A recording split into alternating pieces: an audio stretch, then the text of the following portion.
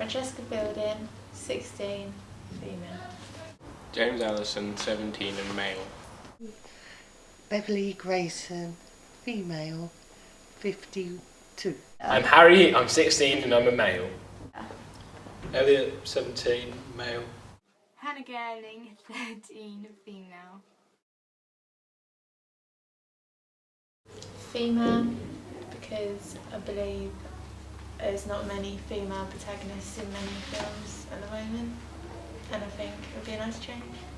Female protagonist because of the fact that it's interesting to see a difference to the male being above the female, whereas in this case it's the female rising above the male.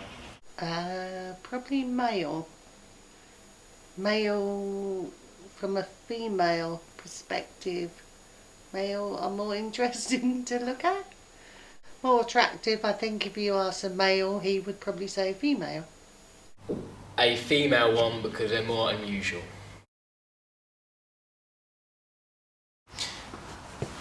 They are very good because of the fact that it allows you to see what you're going to get to by the end of the film, meaning that you'll be more interested to find out how that situation happened. If it's done well, it can be very good. It's interesting that when you see the beginning, you can't wait to see how they arrived at that. It's quite annoying because you sort of know what's going to happen.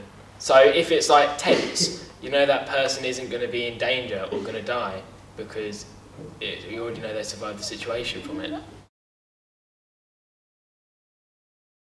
I reckon about 16 to about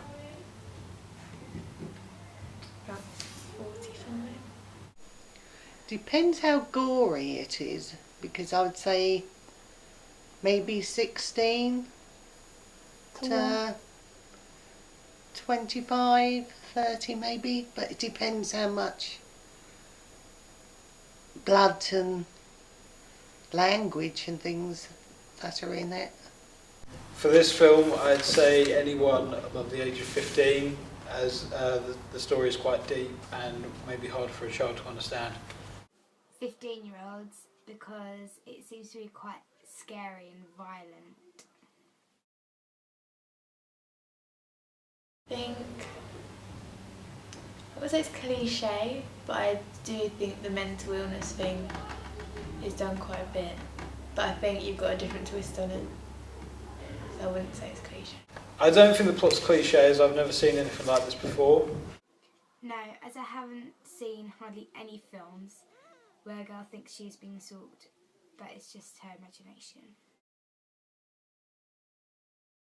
It's typical film noir to sort of end quite abruptly and not have a happy ending, and I think you've got that, and that's shown. Violent. Violent. Okay. But it does warrant itself because in that situation she was suffering and she didn't have many other options. I think often films, because you get to like the character, you don't want any harm to happen to them at the end. But other films you want justice done, that she couldn't really get away with murder. And she needed help, I think, mentally. I like the resolution of the plot, as I think it's interesting. The ending of the plot is very dramatic and is really unexpected.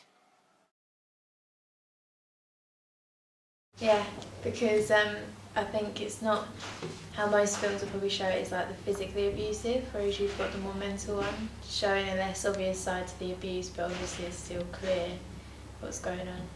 Yes, with the jealousy of the boyfriend and the tablets and the controlling, because often it can be a gradual thing, and abuse is often mentally rather than physically, and that can be the worst sort, I often think.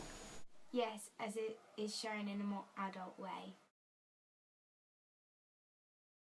Yeah, I think because you see such strong emotions in the character of fear, and you want to know what she's running from and why. Yes, it is because it intrigues people because you don't know what's happening. Yes, as it makes you intrigued to watch more, because the ending is at the start.